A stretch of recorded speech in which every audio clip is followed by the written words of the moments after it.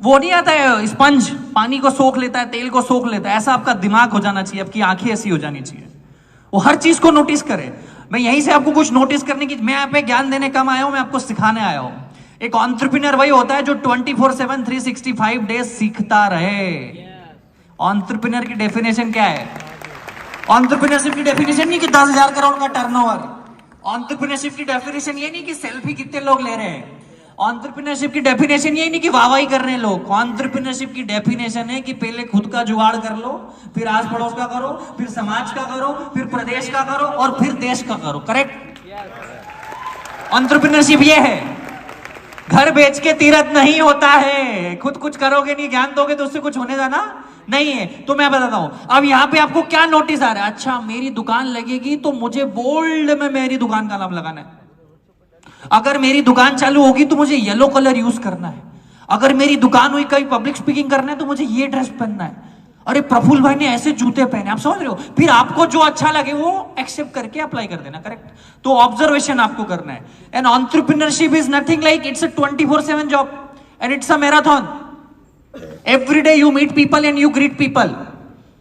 तो ऐसे ही मैंने भी अपनी जिंदगी चालू करी, सीखता रहा, बताता रहा। पिताजी के साथ बैठता था, पिताजी के दोस्त आते थे, वो बड़ी बड़ी बातें करते थे, मेरे बिजनेस में ये हो गया, मेरे घर में ये हो गया, मेरी इतनी कुंटल सोयाबीन पकी, इतने गेहूं पके। तो मैं उन कॉन्वर्सेशन का हिस्सा बनने लगा। तो मेरी उम्र के जो लोग बातें करते थे कि वो पिक्चर देखने चले, वो वहां चले, वो सारी चीजें खत्म हुई। तो धीरे धीरे सुपड़ा लग गया।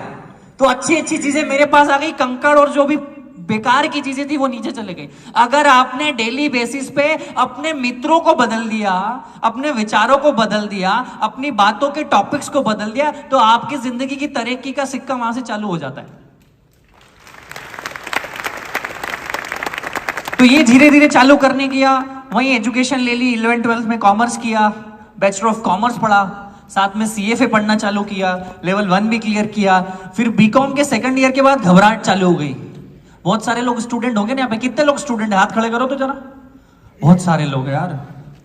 तो इनको BCom first year second year तो समझ नहीं आती, पर थर्ड ईयर सेकंड ईयर में पता चलता है जिंदगी में कुछ करना पड़ेगा। पिताजी से कब तक पैसे मांगे? होता है कि नहीं होता है? डर लगता है ना, घबराहट होती है ना कि पापा से अब अगली बार पैसा किस चीज के लिए मांगेंगे? जूतों के लिए मांग लिया, जीन्स के लिए मांग लिया, टी शर्ट के लिए मांग लिया, पार्टी के लिए मांग लिया, पर आगे क्या? काम तो करना पड़ेगा। तो वही बीकॉम के सेकंड ईयर में घबराहट चालू हो गई कि आगे क्या। तो भाई मास्टर डिग्री एक ऐसी डिग्री है जो आपकी जिंदगी के, मतलब मेजरली इंडियंस की 80-85%, 90% लोगों की आखिरी डिग्री होती है और उसी के भरोसे उनका जिंदगी टिका होता है। करेक्ट? कि MBA कर लूंगा तो नौकरी लग जाएगी, MBA कर लूंगा तो ये हो जाएगा, पर होता नहीं है, ये हमको पता है। होता है क्या? होता है क्या? नहीं होता है ना। तो ये रियलाइजेशन कब हुआ? जब उम्र से ज्यादा उम्र के लोगों से दोस्ती करी तो ये अंडरस्टैंडिंग जल्दी आ गई। तो मेरे को पता चल गया कि कुछ होगा नहीं, फिर भी कोशिश करी। कैट जीमेट की 2 साल प्रिपरेशन करी, 82-83 परसेंटाइल तक गए। पर भैया बड़े बड़े जो कॉलेज है उनमें तो 95 परसेंटाइल चाहिए, 98 परसेंटाइल चाहिए। तो क्या करे बाकी जिसके नहीं आए? मर जाए? ऐसा थोड़ी हो सकता। तो घूमना चालू कर दिया भारत।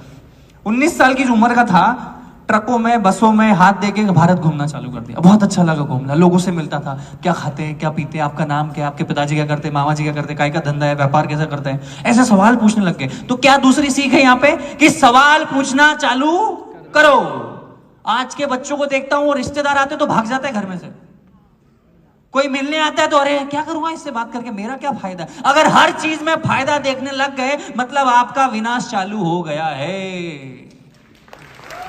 हर चीज में फायदा अगर देखने लग गए हो कि इससे मिलके क्या मिलेगा, ये मेरे को कोई पैसे थोड़ी दे रहा, ये मेरे फॉलोअर थोड़ी बढ़ा रहा, ये मेरी जिंदगी में कुछ कर थोड़ी रहा, मेरे को क्या फायदा, मेरे को क्या फायदा, मेरे को क्या फायदा के चक्कर में सबसे बड़ा नुकसान हो रहा है जिंदगी में। ये फिल्ट्रेशन का बात है कि अब ज्यादा से ज्यादा लोगों को मिलते और फिर अच्छा इससे अगली बार नहीं मिलूंगा, पहली बार तो मिलो तब तो पता चलेगा। तो ये करना चालू किया, अहमदाबाद चले गया, हैदराबाद घुमा, चेन्नई घुमा, चंडीगढ़ घुमा, गुड़गांव घुमा। 19 साल की उम्र की बात कर रहा हूं मैं, 19-20 की उम्र का था मैं तब। तो अहमदाबाद अच्छा लगा मुझे, वहीं रुक गया मैं 1.5-2 महीना। एक फेसबुक पे फ्रेंड बना था, हम तो गांव किसानों में बड़े बड़े, तो वहां पे कोई बड़े उम्र के दोस्त भी नहीं थे, मतलब बड़े पैसे वाले कोई दोस्त भी नहीं थे हमारे गांव में। तो एक फेसबुक पे फ्रेंड बना, तो उससे मैंने उसकी पल्सर गाड़ी ले ली और फिर पूरा अहमदाबाद घुमा 1.5-2 महीने। बहुत मजा आया घूम के। अरे व्यापारिक क्षेत्र है, हम किसान के बेटे हैं, वहां पे व्यापार करते हैं, मेरे जैसे लोग मिले जो कुछ करने वाले स्पिरिट वाले लोग थे। तो 1.5 महीने के बाद समझ आया कि अब क्या पेट्रोल तो जला लिया 4-5 हजार का, काम तो करना पड़ेगा ना। तो मैकडॉनल्ड्स में गया, 4 मैकडॉनल्ड्स में गया, 4 मैकडॉनल्ड्स में गया कि मैं बीकॉम पास हूं, मैं ये करता हूं, तो वो मैनेजर भैया ने नौकरी नहीं दी। उसको ऐसे लगा कि कल को ये प्रमोट हो जाएगा क्योंकि वेल एजुकेटेड और मेरी नौकरी खा जाएगा। तो 5वें मैकडॉनल्ड्स में जाके बोला, सर मैं 10वीं पास हूं, मेरे को नौकरी दे दो। कभी कभी झूठ बोलना भी पड़ता है। तो उनने नौकरी दे दी, 37 रुपए घंटे में वेटर की नौकरी करी 5 महीने मैकडॉनल्ड्स में। क्यों मैकडॉनल्ड्स में करी? एक ही रीजन था कि अमेरिकन क्या करते हैं। जेफ बेजोस ने भी वहां भी नौकरी करी। तो यहाँ पे क्या सीख है? अगर जिंदगी में समझ नहीं आ रहा है कि क्या करे, तो ये समझ लो कि जो जिस आदमी को आप सक्सेसफुल समझते हो ना, उसकी आदतों को कॉपी पेस्ट भी कर लोगे ना, कहीं तो कहीं पहुंच ही जाओगे। अगर जिंदगी में आप कंफ्यूज हो, आपको लग रहा है कि क्या करूं, तो किसी को तो अपना आदर्श मानते होंगे ना, किसी को तो अपना आदर्श मानते होंगे। विवेक सर को मानते होंगे कि मैं सक्सेसफुल मानते होंगे, मानते हो कि नहीं मानते हो? अपने आस पड़ोसी वाले किसी माहेश्वरी अंकल को सक्सेसफुल मानते होंगे ना, किसी जैन अंकल को सक्सेसफुल मानते होंगे ना, किसी शर्मा अंकल को सक्सेसफुल मानते हो ना। वो जैसा खाता है वैसा खाओ आज से, वो जैसे कपड़े पहने वैसे कपड़े पहनो, वो जैसा चले ऐसा चलो, वो जैसा हाथ मिले ऐसा हाथ मिलाओ, वो जिन लोगों से मिले वहां तुम बैठो। अपने आप 90% सक्सेस तुम्हारी आ गई भैया। तुम ऐसे कोई माया जाल में हो कि कोई ऐसी जादू की छड़ी मिले, विवेक सर का 6 घंटे का सेशन ज्वाइन कर ले तो सक्सेसफुल होंगे, तो तुम भैया गलत जगह बैठे हो।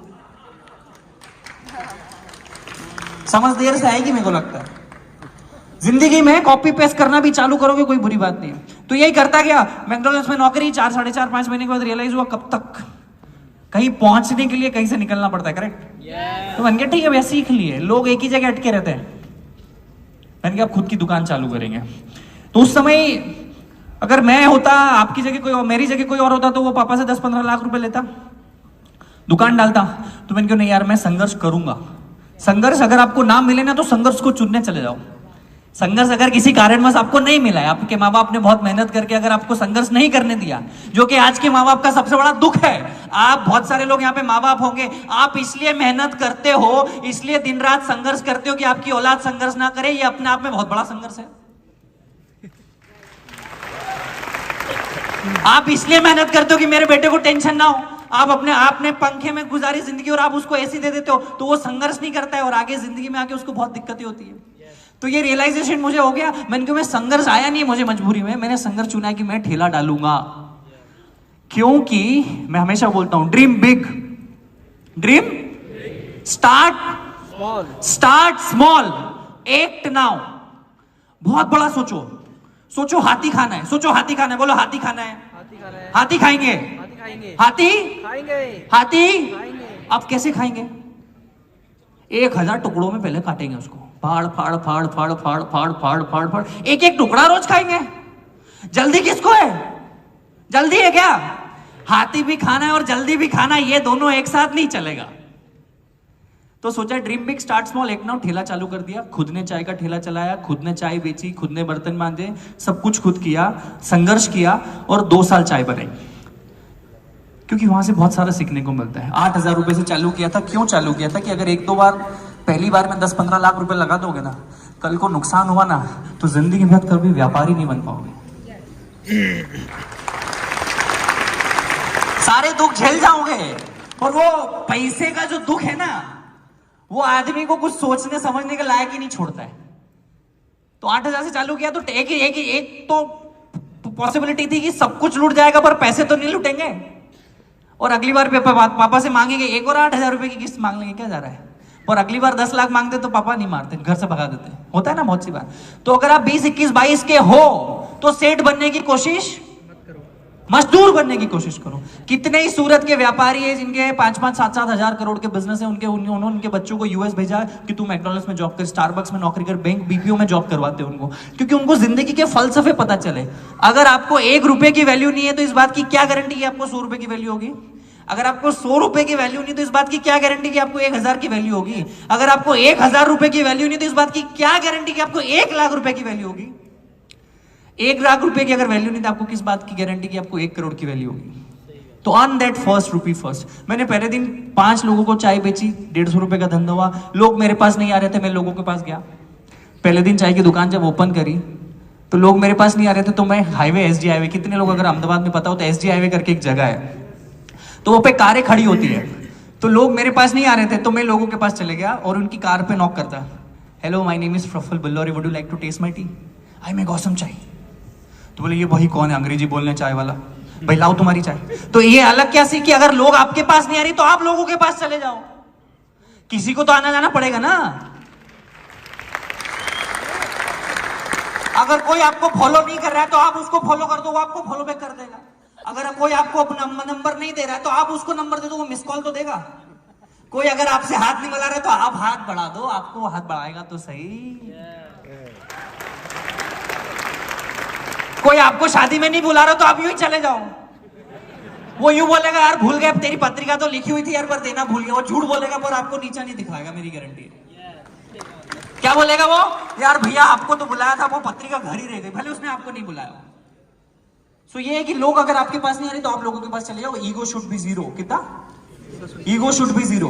एंड इट्स मोस्ट लाइक अगर पीपल आपको अप्रोच नहीं कर रहे तो आप लोगों को अप्रोच करो।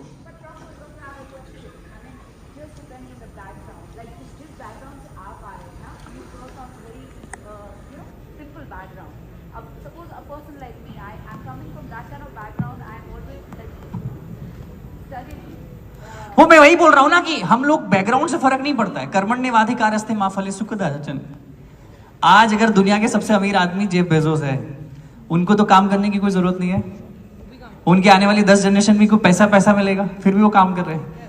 आपका बैकग्राउंड क्या है, आपकी जात क्या है, आपकी बिरादरी क्या है, आपकी एज क्या है, आपका जेंडर क्या है, आप अच्छे दिखते हो, मैं वही बोल रहा हूं। ये आपको फिगर आउट करना पड़े। मैंने चाय बेची, आप हेलीकॉप्टर बेचो, क्या फर्क पड़ता है? आपका बैकग्राउंड अगर स्ट्रांग है तो आप कुछ और बेचो ना।